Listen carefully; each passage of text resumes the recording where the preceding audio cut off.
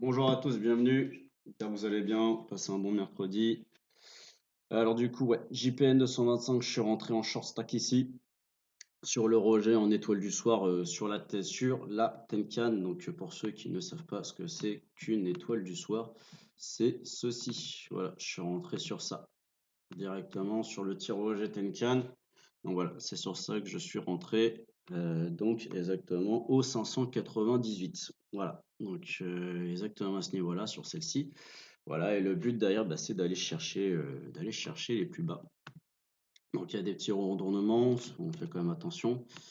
Voilà, donc là en plus j'ai eu un break qui m'intéresse en fait ici par rapport à les méthodes de trading pour ceux qui ne savent pas trop comment ça fonctionne. Celle que j'enseigne dans la formation. Donc ici j'ai une zone neutre, voilà, qui est identifiée par différents niveaux. Et là j'ai une sortie passe par de la zone neutre, donc forcément du coup moi je vais m'occuper de ça pour aller chercher des objectifs différents. Pour cerner les objectifs, il suffit de prendre la dernière impulsion haussière faible qu'on a eu là. Donc déjà ça va nous donner les S2. Ce qui va être intéressant, c'est d'en avoir une avec un plus bas ici. Donc là, on voit qu'on a une tendance baissière là. On va essayer de prendre celle qui a tapé un plus bas. Donc ça sera du coup, on va plutôt taper ces deux-là, on va prendre celle-là. Et quand on prend de là à là, hop, on se retrouve du coup ici avec différents niveaux. Voilà. Les 1,61,8, ils sont au niveau des 37 941. Sachant que chez moi, pour ceux qui me connaissent, je suis un crevard, je vais chercher les 2,61,8 à chaque fois. Donc c'est à peu près par là-bas que j'ai fixé mes objectifs. Voilà. Bon, il y a différents niveaux, vous verrez que ça correspond à plusieurs choses. Mais voilà. Du coup, pour ceux voilà, qui sont en live, on a pris, on est dedans, on est déjà sur plus de 70 points de prix. Donc voilà, on y va calmement, mais voilà, on verra bien. Là, on sait qu'on a les momentum qui sont posés, et pourquoi pas, si jamais il nous refait une sortie, renforcer la position, sachant que on est rentré hier avec demi-pause, donc on était assez à l'aise, pas besoin forcément de s'inquiéter, voilà, sur ce qu'on avait à faire là-dessus. Alors, ce que on va aller voir le pétrole qui nous a fait une chute hier, qui a repris son oblique baissier, voilà. Voilà, hier, il nous a fait une belle chute ici. Donc pareil, en fait, bah, un peu la même chose hier. On avait ici une zone neutre. Il est venu la break. Il est venu chercher effectivement ces niveaux. Donc ça, c'est exactement bah, voilà, les trades que je prends, qu'on envoie, pullback. Et derrière, il nous a refait un petit break. Voilà, il est venu chercher ces niveaux, qui étaient en fait d'ailleurs des niveaux des suites. Et il est revenu pousser. Là, par contre, il y a un peu beaucoup de traits. Donc voilà, pour l'US Loil, il a fait ça. L'or, on va aller voir où il en est. Alors, notre gold. Alors l'or, du coup, bah, comme je vous avais dit, moi j'attendais effectivement la sortie haussière H1 qui s'est toujours pas faite. Donc voilà, pour ceux qui avaient suivi le live d'hier, j'attendais une sortie par le haut de ces niveaux-là qui n'ont pas eu lieu. D'ailleurs, vous allez voir le plan si je vous mets l'autre. Normalement, je crois que le plan est toujours dessus, celui que je vous avais dit que j'attendais. Voilà, c'était ce plan-là. Je vais retirer ça pour pas trop vous perturber. Tac, tac et tac. Voilà, donc c'était une sortie haussière H1 donc, que j'attendais ici, donc sur une cassure de niveau, hein, c'est pour ça que vous voyez qu'il y a une différence. C'est que jamais, en fait, du coup, sur la méthode, jamais la LS nous a confirmé. Pour ceux qui ont besoin de savoir comment fonctionne la LS, c'est tout simple. On a besoin d'une LS qui casse à la hausse tout ça. Donc en fait, ça c'était le plan que j'avais proposé hier. Si effectivement on avait une confirmation de la LS, ce qui n'est pas arrivé. Voilà. Donc là pour l'instant actuellement, on est en vente sur le JPN. On a l'AUD USD qui est en achat dessus. Voilà. Donc on y va assez safe sur les différentes positions. Solana qui est parti. Donc Solana, hein, pour ceux aussi qui sont avec nous en live, on le trade beaucoup. La dernière fois, on avait tradé la cassure de traîne et on a fait l'objectif 1, objectif 2. Là, on est dans le nuage en H1, mais ce qui m'intéresse, c'est le 15 minutes. En 15 minutes, on va avoir ici une première sortie au niveau du Kumo. Après, on le sait que c'est le 1 heure qui va être la unité d'analyse qui fait les prix dedans. Donc voilà, à voir comment ça se passer. On sait que les momentum sont plats, donc pour l'instant, c'est pas forcément ce qui va nous intéresser le plus. Du coup, on va faire une analyse directe. On va reprendre l'or. On va se taper une analyse directe dessus. Donc, je vais vous donner les différentes zones de la journée, ce que j'attends et ce qu'on espère. Donc, ça, du coup, tant pis, c'est annulé. Les 2,61,8 qui ont parfaitement fonctionné comme on avait demandé. Hop, bam, voilà. Donc, toujours, on va aller voir en journalier comment il se porte. Donc, en journalier, on est toujours au-dessus de Tenkan Kijun. Donc, cela signifie qu'on est toujours haussier. Tenkan vers le haut, le momentum court terme qui est toujours au pensée. Après, on voit qu'on a le momentum moyen qui s'est mis à plat. D'accord, on va aller voir en H4. Alors déjà, ce qui est important, c'est immédiatement cibler qu'on est sur tous les niveaux. On est clairement sur voilà, du haussier, on est au-dessus du Kumo. D'ailleurs, l'achat H4 ici aurait été magnifique hein, sur les 2073. Ici, on est sur une Kijun, la Kijun qui symbolise 50% du retracement. Donc là, bah du coup, je serais plutôt sur tout ce qui serait travaillé à l'achat sur du moyen terme. Ici, par contre, il pourrait nous donner une petite baisse. Je sais pas où. Ouais, je vais voir où on est ma zone neutre. La zone neutre, on est en plein dedans, donc en fait, de toute façon, j'ai envie de dire, il n'y aura pas vraiment d'intervention, étant donné que là, ma zone neutre, elle est ici. Donc, il faudra une sortie par le haut. En fait, je vais toujours attendre la sortie par le haut parce que bah, ça correspond en fait au plan H4. Où là, du coup, on est, voilà, comme je vous avais dit, on est sur la Kijun, donc on est sur une zone plutôt de relance des prix à la hausse. Donc, c'est pour ça que moi, je vais plutôt travailler dans le sens de la tendance, où je préférerais prendre une zone H1 haussière, sachant que voilà, s'il fallait que je prenne la vente, alors on pourrait la prendre ici, mais ça serait très court, quoi. Ça serait pour aller chercher 10, 15, 20 points, ce qui est pas forcément super intéressant. Et moi, j'aime pas trop m'exposer comme ça sur un marché en zone neutre. Donc, honnêtement, moi, je serais plutôt à vouloir travailler à l'achat. En 15 minutes, alors en 15 minutes, il faudrait qu'il repasse par-dessus le PPJ. Voilà. Donc si effectivement il nous valide un PPJ, là encore une fois, les prix, ils sont passés par-dessus, mais la LS qui est toujours en fait sous ces niveaux, c'était pas intéressant. Là, il faudrait un prix qui soit à peu près par là, une LS qui soit à peu près à ce niveau-là, qui nous break un peu cette espèce de... Voilà, qui nous break un peu ce niveau-là, quoi. Voilà, il faudrait les prix qui soient à peu près comme ça. Et là, par contre, après, ça m'intéressait du coup de reprendre. On prend du coup la dernière impulsion qu'on a eue, donc là, la dernière impulsion baissière pour trouver les extensions. Et le but, c'est dans un premier temps d'aller chercher les 1,61,8 à 2436 et après d'aller chercher les 2,61,8 sur les 2452. Voilà. Donc pour ceux qui sont en formation, ils auront le signal. Je les prends en live de toute façon avec eux, voilà les différents trades.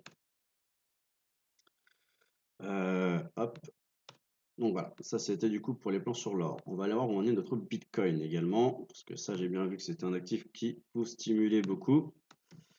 Alors le Bitcoin, le Bitcoin. Pareil, on va toujours commencer en journalier au niveau des analyses. Je vais juste retirer les PP pour le moment, ça va éviter de vous perturber.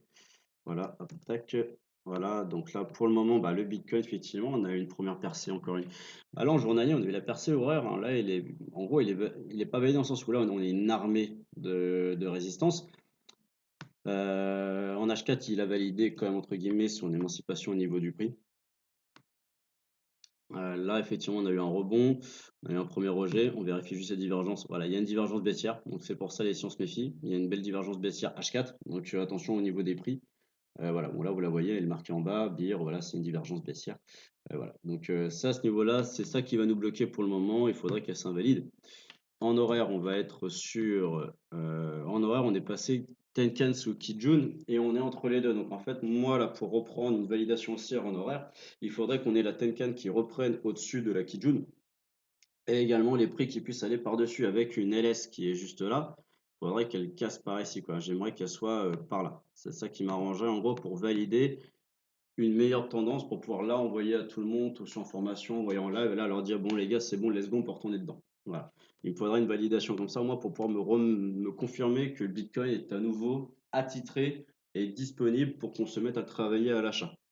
N'oubliez pas qu'il faut y aller toujours de deux façons quand on a l'Ishimoku. D'abord la méthode d'analyse et ensuite la méthode de trading. Sinon, bah, vous allez vous faire sécher. C'est là que j'ai des personnes qui me disent ouais, j'ai déjà fait de l'Ishimoku, mais ça donne des faux signaux, des signaux en retard. C'est juste que généralement vous tradez en fait avec la méthode d'analyse et pas avec la méthode de trading. Sachant que à mon avis, vu les correspondances, les pivots ils sont dedans. Voilà. C'est mon pivot hebdo il est en bas, ma zone neutre en fait elle est là. Moi j'ai ma zone neutre qui est juste ici. Hop, tac. Alors, tac, tac. Moi, j'ai ma zone neutre qui est là. Donc forcément, bah oui, ça correspond à ce que je vous disais. Il me faudrait une sortie par là à la hausse. Quand on sort de la zone neutre à l'achat, c'est là que moi je vais mettre à rentrer dedans en trading. Donc c'est ça du coup que je vais attendre. La dernière fois qu'on a eu un trade comme ça, bah, c'était le FTSE, le FTSE pour ceux qui n'avaient pas vu. Il a été incroyable. Il a été travaillé très très fortement en formation. Donc je vais vous le remettre. Hop, ça avait été voilà ici. Ça avait été là, ici. C'était en 15 minutes qu'on l'avait travaillé. Si je vous mets un peu en back arrière, je vous mets ici, là, où là c'est passé. Bon, bah c'est le même principe. C'est que là, exactement, on tapait une zone neutre. Voilà. On tapait une sortie de zone neutre. Validation de la LS qui nous validait ça. Et derrière, bah en fait, on est simplement venu chercher les pivots hebdomadaires qui en plus, de toute façon, étaient des zones, hein. Je vous rappelle qu'on reprend les dernières impulsions haussières qu'on a eues, donc celle-là à celle-là. Donc il suffisait de prendre là à là, hop. Et là, on correspond bien. On a mes 1,61,8, on a les S1 qui est là. Bon, bah, je me suis arrêté entre les deux, sachant qu'à partir de là, vous pouvez commencer à mettre BE forcément. Et on verra que derrière, ça va faire voilà, un zéro de redonne et c'est parti, voilà, tout simplement tout droit. Et d'ailleurs, ils seront venus chercher plus bas, voilà, les fameux justement de 61,8 et avec un S2 en renfort. Voilà, c'est pour ça que moi, ce sont les niveaux que je vais tout le temps utiliser, les extensions de Fibo pour pouvoir fixer mes points.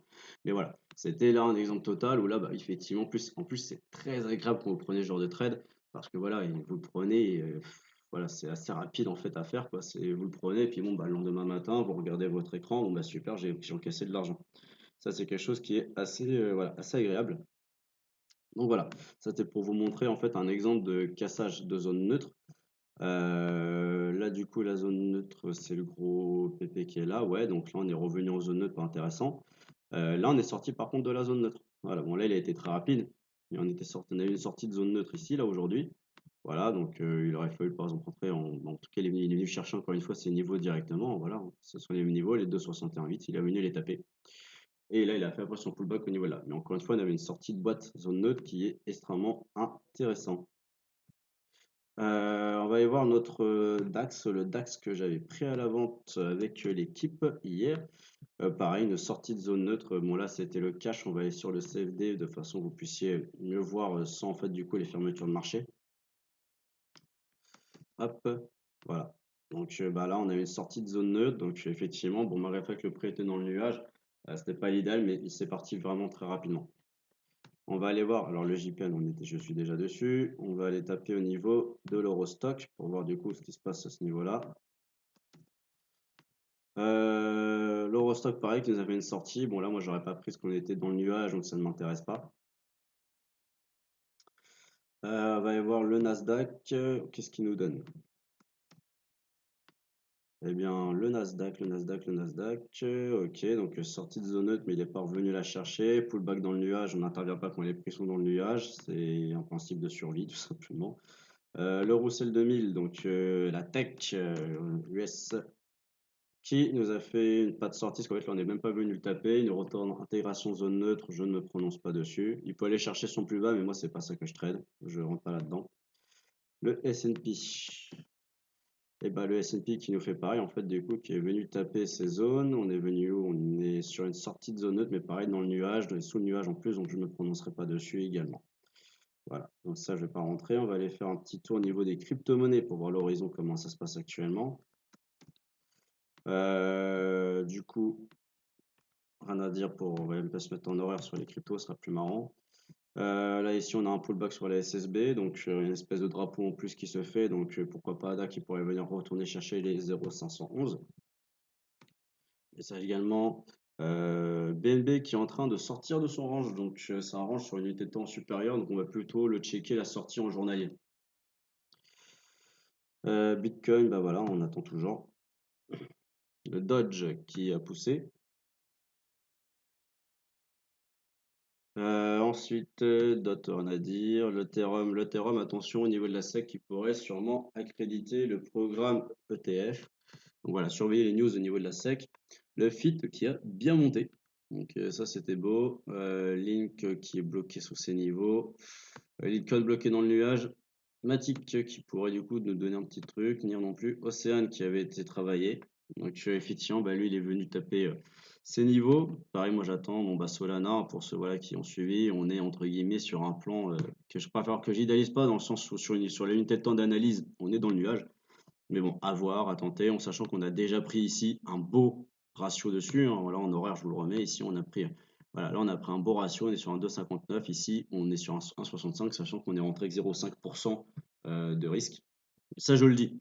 Pour ceux qui sont en formation avec moi, quand on prend un trade, voilà, où des fois, c'est pas que j'ai pas confiance, c'est que bah, toutes les conditions sont pas respectées à 100% pour prendre le trade, mais que je dis, bon, ça peut être toujours intéressant quand même de le travailler, que ça soit même si vous perdez un peu d'argent, au moins d'apprendre à gérer votre position. Hier, par exemple, sur le Bitcoin, j'ai envoyé un trade à l'équipe. On est sorti sur une invalidation, c'est-à-dire on n'a même pas eu besoin de manger le SL. On est sorti avec 0,3% de perte. Parce que voilà, grâce à l'Ishimoku, on avait pu invalider effectivement que le mouvement que j'avais pris était bon. On a eu une invalidation et ça a permis justement d'éviter de se manger un stop à 1%.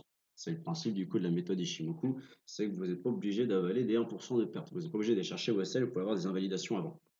Effectivement, bah là, c'est ce qui s'est passé. Donc là, bah, de toute façon, c'est pareil, ils savent du coup qu'on adapte effectivement le risque à la situation graphique, comment cela se passe. Ça, le web, je m'en fous. Le Ripple, alors ouais, du coup, il y avait une crypto-monnaie que je vous avais parlé et que j'attends toujours. Voilà, parce que celle-là en weekly, c'est celle-là, je l'attends. Alors, je retire un peu du coup les pivots. Donc pour ceux qui n'étaient pas là durant les différents lives, en fait, le web, pourquoi du coup, en fait, c'est une crypto que je vais attendre. C'est parce que quand, si jamais les prix vont arriver par là et que la LS va confirmer, on n'a plus aucune résistance. Vous voyez, pour ceux qui ne savent pas utiliser Shimoku, ce sont les niveaux SSB qui vous donnent des résistances. On est très libre de market.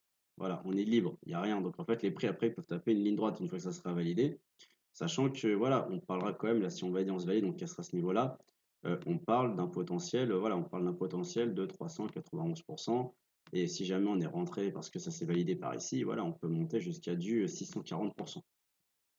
Donc c'est pour ça que les cryptos, la Waze USD, je la surveille et voilà, bah, je me dis bien qu'un jour, si jamais elle passe, ça pourrait être intéressant. C'est comme le Bitcoin que j'avais attendu, qui avait été donné, bah, tiens, que je vois qu'il y a un des membres qui est avec nous, il y a, salut Damien, qui était là justement quand j'avais annoncé le 21 novembre 2023 que le Bitcoin allait sortir sur Weekly et effectivement, il est sorti, c'est ce qu'il a donné. Et pour les autres, si vous avez suivi les lives, le Bitcoin, je l'avais donné à 58 180 il y a quelques semaines et ça a parfaitement fonctionné. Voilà. Donc là, on va continuer un peu au niveau. Qu'est-ce qu'on va avoir? On va faire un petit tour au niveau des index. Donc on va voir où on est notre dollar. Et ben le dollar, toujours fidèle à lui-même, qui est venu faire tous ses pullbacks weekly. On va se mettre en journalier. Donc il est revenu bondir sur sa zone. Donc là, il pourrait pousser un petit peu, ce qui du coup pousserait un peu notre eurodoll à la baisse. Logiquement, du coup, ce qui pourrait, il pourrait continuer de monter. Voilà, l'eurodoll qui lui. Ah, l'eurodoll intéressant, très intéressant. L'eurodoll, je vous avais dit effectivement qu'on attendait une sortie du triangle, mais là, en la ligne bleue que vous voyez ici, c'est la Kijun hebdomadaire. Donc en gros, on a une muraille de Chine. Voilà, c'est la Kijun hebdomadaire, c'est voilà, c'est comme le beau-père. Vous n'avez pas envie de vous le prendre dans la tronche. C'est pareil. Voilà, c'est dangereux. Et effectivement, du coup, bah, de toute façon, là ici en jaune, vous le voyez bien. Je vous l'ai mis ici. Tant qu'on n'a pas de toute façon une LS qui nous valide une sortie, je vais juste retirer un peu les niveaux, parce que bon après ça c'était pour, en fait c'est plus pour une position swing, hein, c'était pour un swing du coup si ça partait haussier. Donc voilà, les prix sont ici, de toute façon la zone je vous l'ai mise en jaune. Simplement il faudra tout que notre LS valide la confirmation à la hausse du triangle, ce qui n'est pas le cas, on a bien vu. C'est là que ceux qui ont vu une sortie, qui se seraient dit tiens, Yahoo, super, je rentre à l'achat, allez, hop, bam, je pose ça là et j'envoie chercher je sais pas quoi. Bah, là, il serait en mauvaise position. Pourquoi? Parce qu'ils n'auraient pas attendu que la LS confirme justement la cassure. Tant qu'il n'y a pas de confirmation, on ne rentre pas. La LS, c'est la droite qui va vous confirmer le mouvement engendré par le prix. D'où le fait que c'est essentiel et important de la respecter, de l'écouter. Et d'ailleurs, le plan n'est toujours pas donné pour l'instant. Voilà, donc pour le plan swing, il n'y a rien à faire pour le moment, juste à attendre.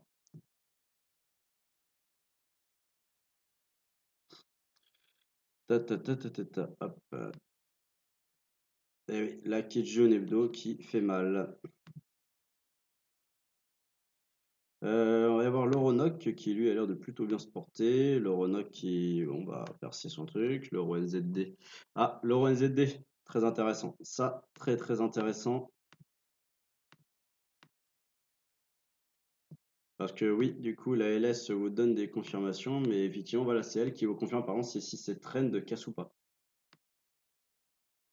Alors, d'où sort la trend par contre, ça c'est une bonne question. C'était quoi?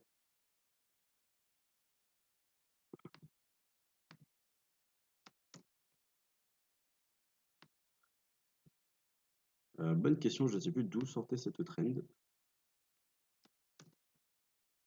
Ouais, c'était ça, ça doit être ça doit être une H4 qui avait été mal placée. Hop, on va retourner du coup en horaire. Ouais, bah là on voit que ça bug un peu. Ce qui bug, pour le coup, c'est ce qu'on a vu, c'est ça. C'est tant que la LS ne casse pas, on n'aura pas de validation. Donc pour le moment, eh ben on se calme. Mais voilà, c'est ça qui va être utilisé. L'Eurosec qui.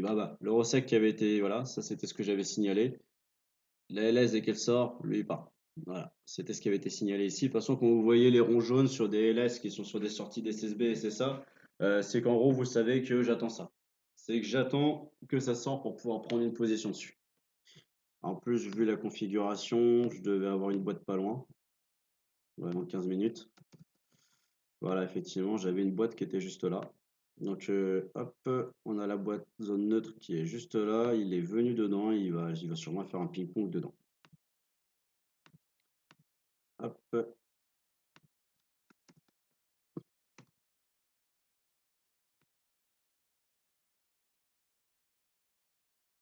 Les GBP qui ont eu une news, bah là on est en plein sur la Kijun Hebdo, pas d'intervention pour le moment. GBP 4 qui est parti.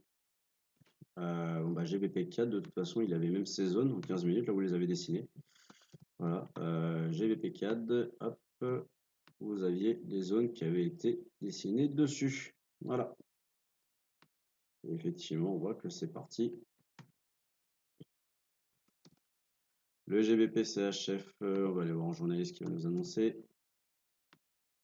Ah bah lui, il est venu chercher direct ses niveaux.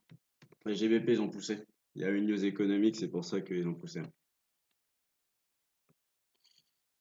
Le yen, toujours pas. GBP-USD, lui, un peu moyen. L'USD qui, lui, bah, il est venu chercher en fait simplement sa zone, hein. Il est venu chercher ses différents niveaux. Ouais, il est venu taper ses niveaux weekly pour reprendre une impulsion dessus et repartir à la hausse. Voilà. Donc là, effectivement, ça peut être un peu intéressant à retravailler. Je vais le laisser un petit peu respirer, surtout que sur des unités de temps un peu plus développées, il faut voir où ça en est au niveau. Voilà, il y a une divergence baissière ici. Voilà, ça se voyait. Divergence baissière ici, donc on arrive sur des niveaux. Je pense qu'en plus, si on trace la dernière impulsion ici, voilà, on est en plein sur un 1,618 de Fibo, comme d'habitude. Donc voilà, divergence 1,618 de Fibo, il y a une chance que ça se retourne. Donc on stoppe les achats sur ces paires-là à ce moment-là. Voilà, c'est bête, mais c'est le genre de zone, d'analyse et d'éléments techniques qui vont vous permettre de comprendre que là, il ne faut pas y aller, tout simplement. Voilà. Voilà, donc là, on a fait un petit tour 360 au niveau du market.